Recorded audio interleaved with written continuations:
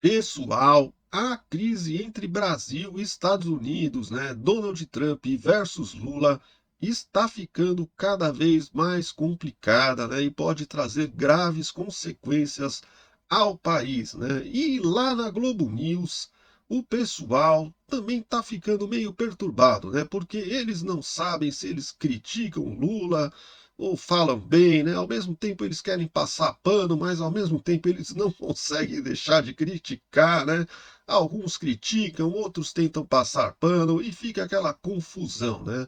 Porque cada comentarista tem a sua forma de encarar ali os fatos, né? E tece os comentários de acordo com a sua concepção.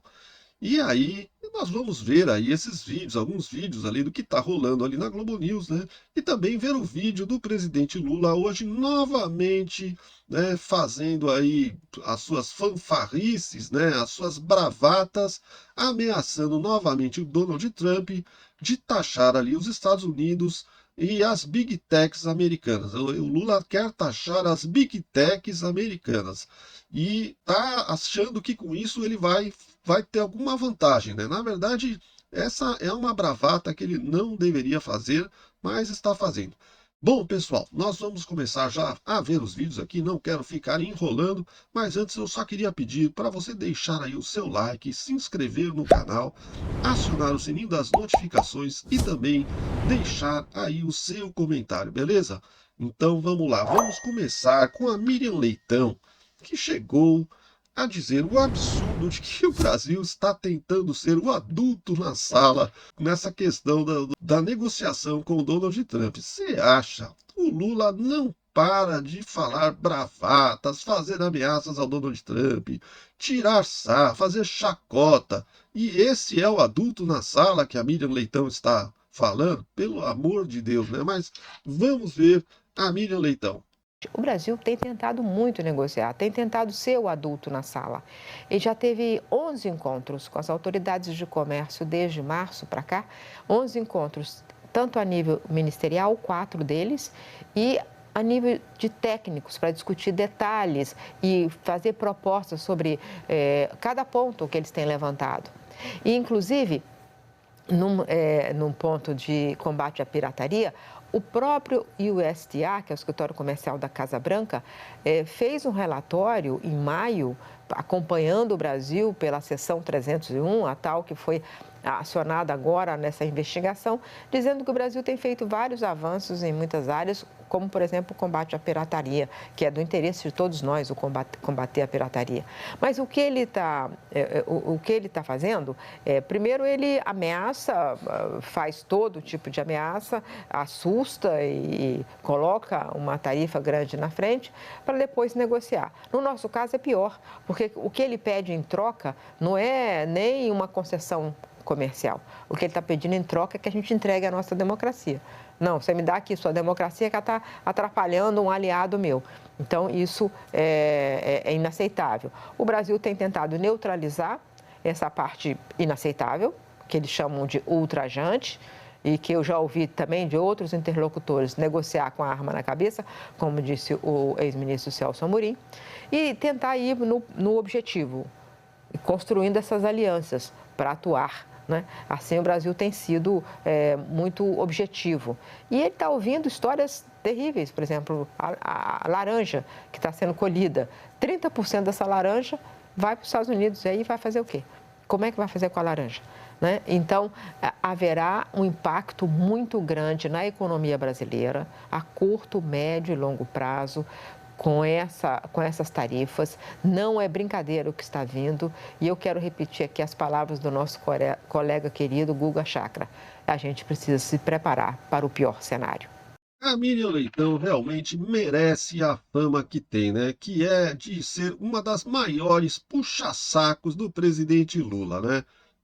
Pelo amor de Deus, né? Dizer que o Brasil vem tentando ser o adulto na sala, vem tentando fazer as negociações que deveria fazer, quando na verdade o Lula só fez foi criticar, agredir, hostilizar, chacotear o presidente Donald Trump. Em todas as oportunidades que o Lula teve, ele fez falas hostis ao presidente Donald Trump. E agora está aí, hoje fez mais uma que nós vamos ver agora, né? Ameaçando o Donald Trump aí de impor um tarifaço aos Estados Unidos na questão das Big Techs.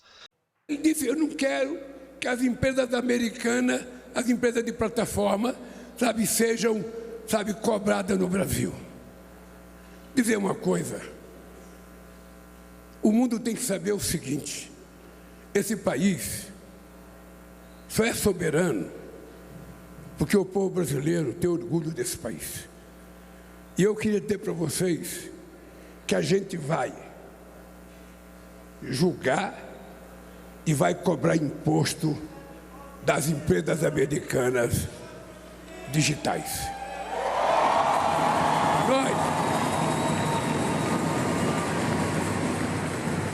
Nós não aceitamos que, em nome da liberdade de expressão, você fique utilizando para fazer agressão, para fazer mentira, para prejudicar, violência contra a criança,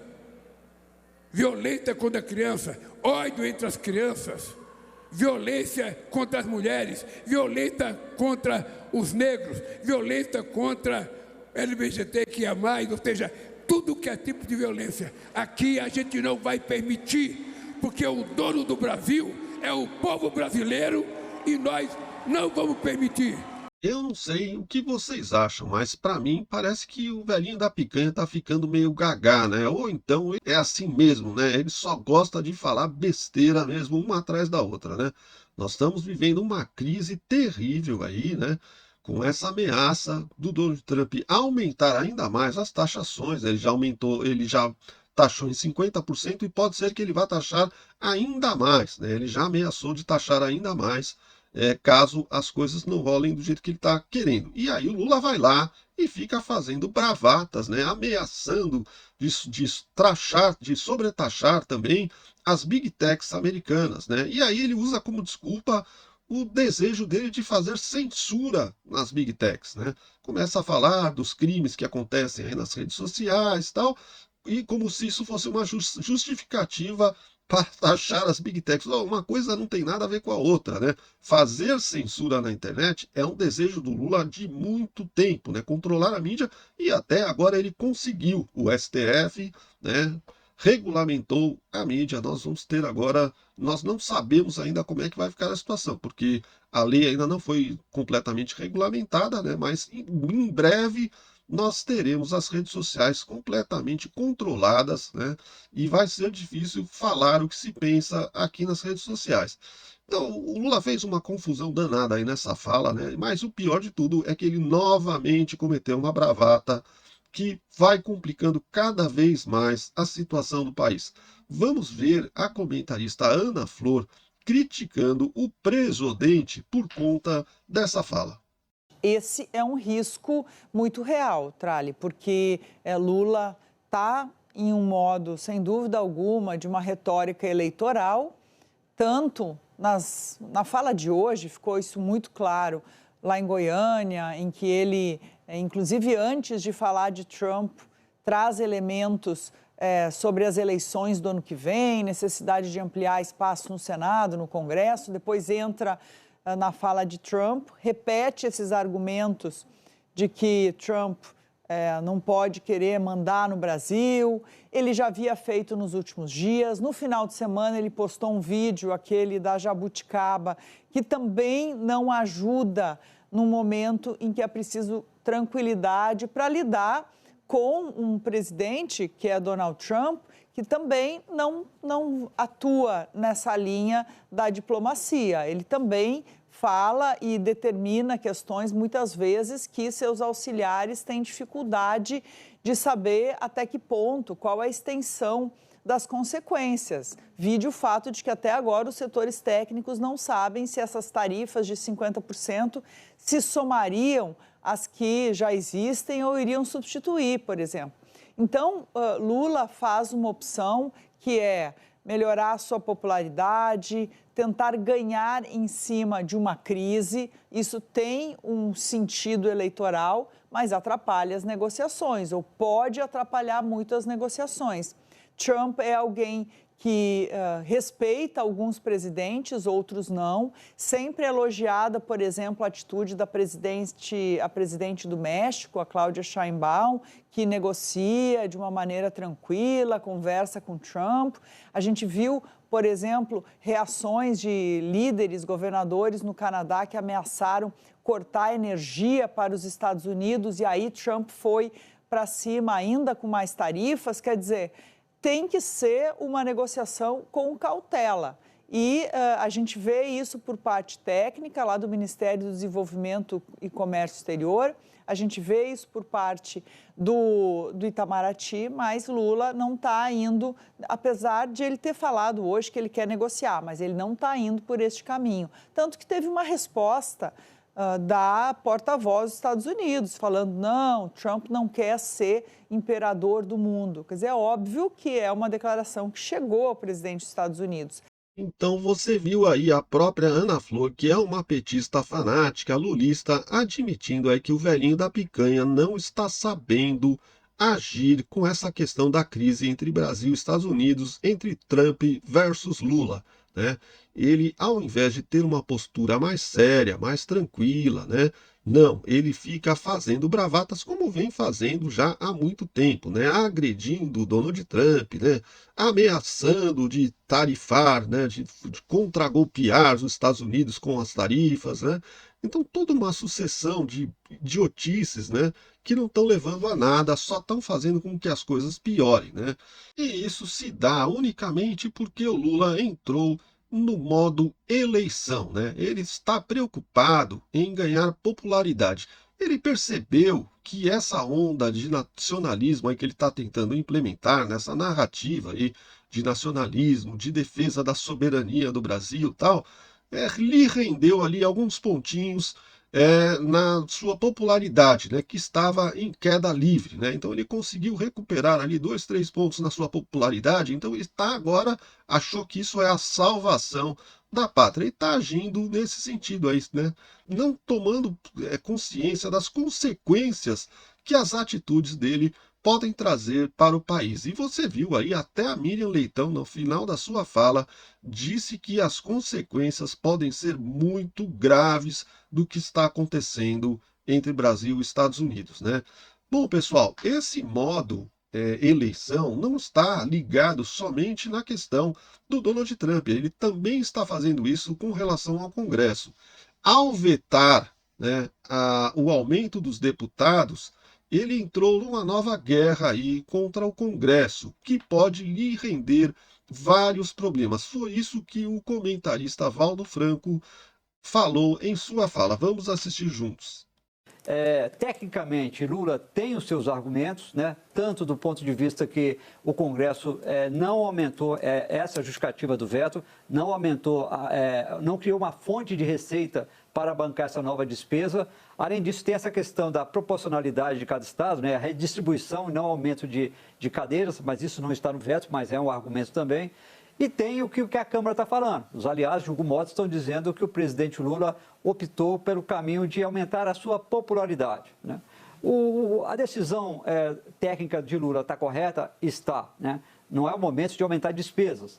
E a decisão do Supremo não foi essa, foi para redistribuir, não para aumentar. Agora, politicamente, foi o caminho mais recomendável? Tanto o líder do governo na Câmara, José Guimarães, quanto a ministra das Relações Institucionais, a ministra Gleisi Hoffmann, os dois estavam tentando convencer o presidente Lula a deixar a sanção com o governo, com o Congresso, perdão. Ou seja, não veta, não sanciona, não veta, mas quando vence o prazo de 15 dias, quando o presidente não sanciona um projeto, ele é devolvido para a Câmara, para o Senado, para que o presidente do Congresso, no caso atual, Davi Alcolumbre, decida se vai sancionar ou não. E ele já havia dito que iria sancionar, né? Todo mundo acha ali no mundo político que esse seria o melhor caminho. Resultado, o que está acontecendo é que eu vi ontem, ali à noite, já alguns aliados de Hugo Motta, a vida do governo a partir de agora vai ficar muito, muito difícil. Ontem mesmo, como disse a Marina, já veio troco, né? Eles aprovaram um projeto que o governo não queria, tirando 30 bilhões do Fundo Social para refinanciar dívidas de produtores rurais. E estão dizendo o seguinte: acabar com a isenção do LCI, acabar com a isenção do LCA, como quer o Ministério da Fazenda, Eles disseram, nem pensar. A vida, Camila, do governo vai realmente ficar bem difícil a partir de agora. Eu sou completamente contra o aumento do número de deputados, né? Mas eu vejo que essa medida, né, esse veto do Lula ao aumento dos deputados, foi, na verdade, uma questão política eleitoreira, como disse o Valdo Cruz aí, né? Ele está preocupado com as eleições, porque 80% praticamente da população é contra o aumento do número de deputados, né? Mesmo assim, os deputados estão querendo aumentar. Mas aí, como já está um imbróglio danado por conta do IOF, né? O STF, o Xandão, derrubou, né, o veto do IOF que o Congresso havia feito, né, o Congresso havia recusado o decreto do Lula de aumentar o IOF. E aí o Lula entrou no STF e conseguiu que o Xandão retomasse o aumento do IOF. Então, já está um imbróglio danado por conta disso, né? E o Lula ainda vai complicar mais ainda a situação, né? Poderia ter feito aí como o Valdo Cruz sugeriu, de simplesmente deixar retornar à Câmara, né? Sem vetar nem aprovar. Aí ele evitava esse desgaste. Porém, aí ele não iria sair na foto como quem vetou o aumento do número de deputados, porque isso é da popularidade. Então, a preocupação é só eleitoreira, né? Essa é a realidade.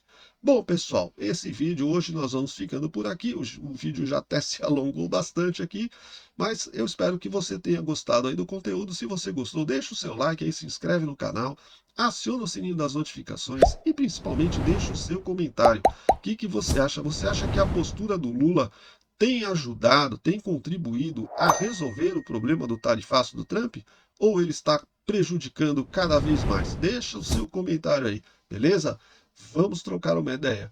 Então tá bom, pessoal. Um grande abraço, fiquem com Deus e tudo de bom.